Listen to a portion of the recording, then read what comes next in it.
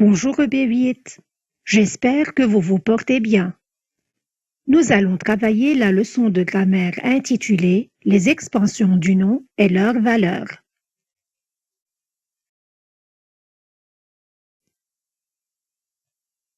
Tout d'abord, nous allons nous rappeler les différentes expansions que nous avons déjà vues en classe de EB7. Lisez l'extrait, puis répondez aux questions.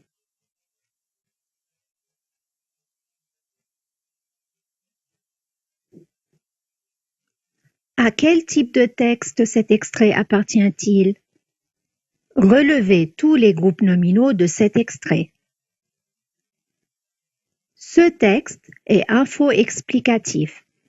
Il donne des informations à propos du métier de reporter et il les explique. Il contient les groupes nominaux suivants. Le prestigieux titre de grand reporter, un métier de terrain, un événement, un grand reporter, son métier de journaliste, l'autre bout du monde, un fait, ses infos, un angle, son reportage, la rédaction, le journal du jour, presse écrite, les quotidiens, radio, télévision, le grand reporter qui travaille pour une chaîne de télé, équipe de 2 à 4 personnes.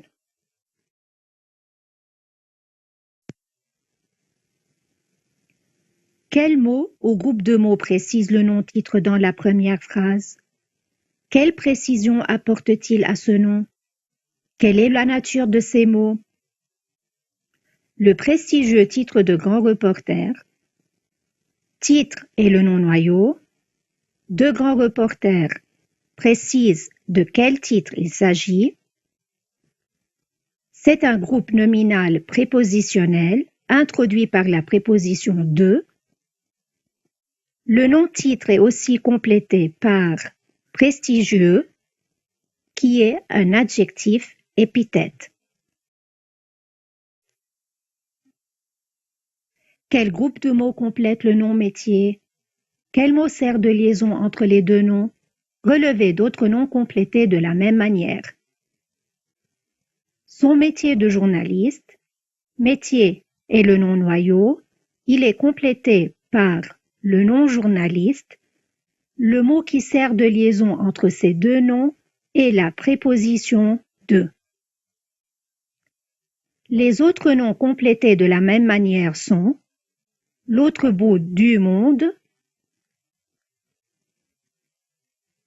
le journal du jour, une chaîne de télé,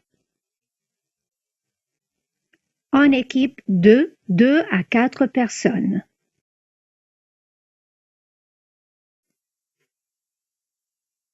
Dans le dernier paragraphe, relevez la proposition qui complète le nom reporter.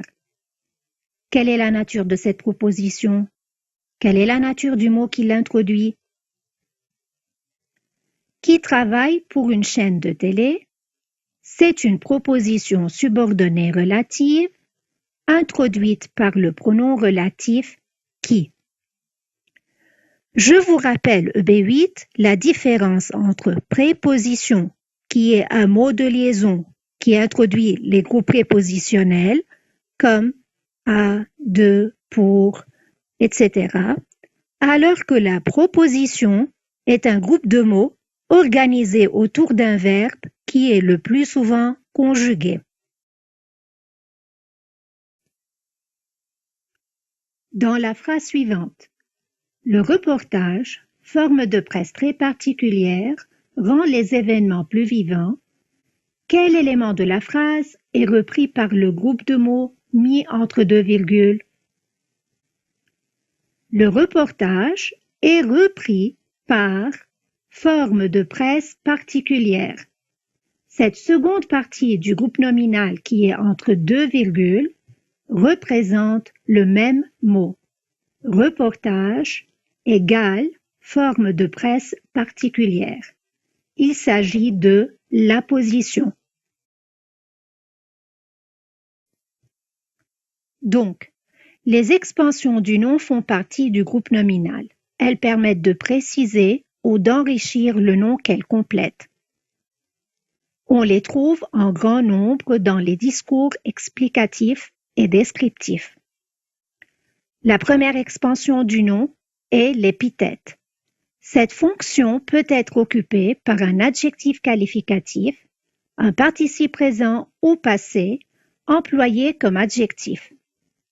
L'épithète peut être liée directement au nom ou séparée du nom par une virgule.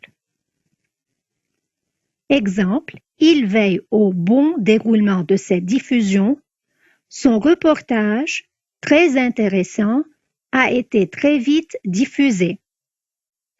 La deuxième expansion du nom est le complément du nom. Il suit le nom qu'il complète. Il lui est le plus souvent relié par une préposition.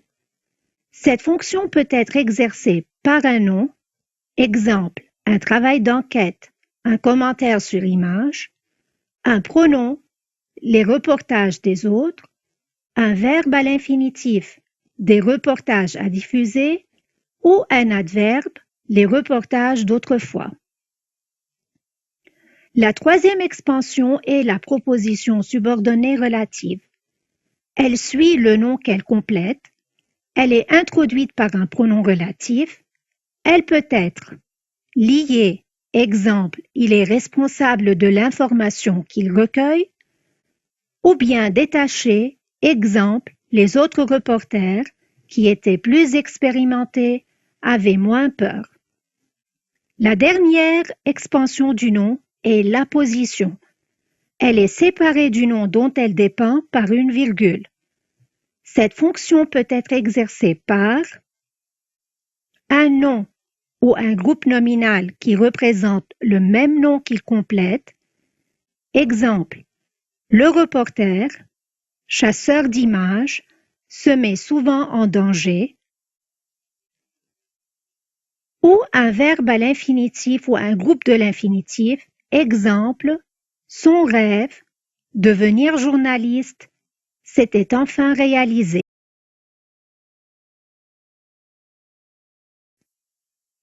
Passons maintenant à la valeur des expansions dans les textes. Observez ces phrases.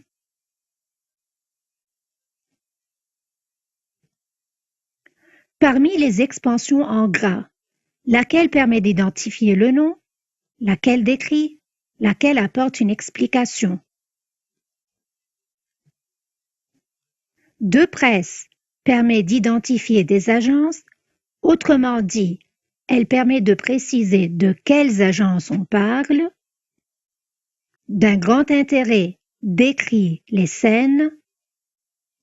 Blessé, adjectif mis en apposition, explique pourquoi le reporter a dû se faire rapatrier. Le reporter a dû revenir à son pays parce qu'il est.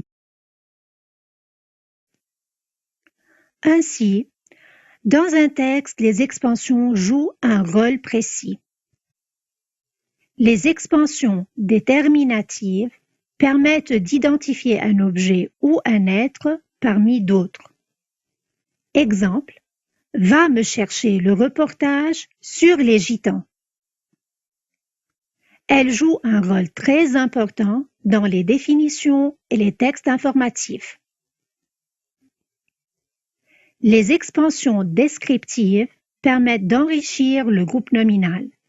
Elles apportent des précisions facultatives, c'est-à-dire ces précisions ne sont pas essentielles, je peux les supprimer.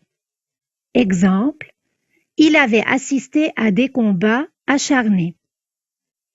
On les emploie fréquemment dans les textes descriptifs et narratifs. Les expansions explicatives mettent en évidence un lien logique. Exemple, les reporters, qui ne sont pas munis de laissez-passer, ne peuvent pas y aller. Ces expansions sont fréquentes dans les textes explicatifs et argumentatifs. Pour consolider les notions que nous venons d'apprendre, Je vous propose de faire les exercices suivants. À la prochaine!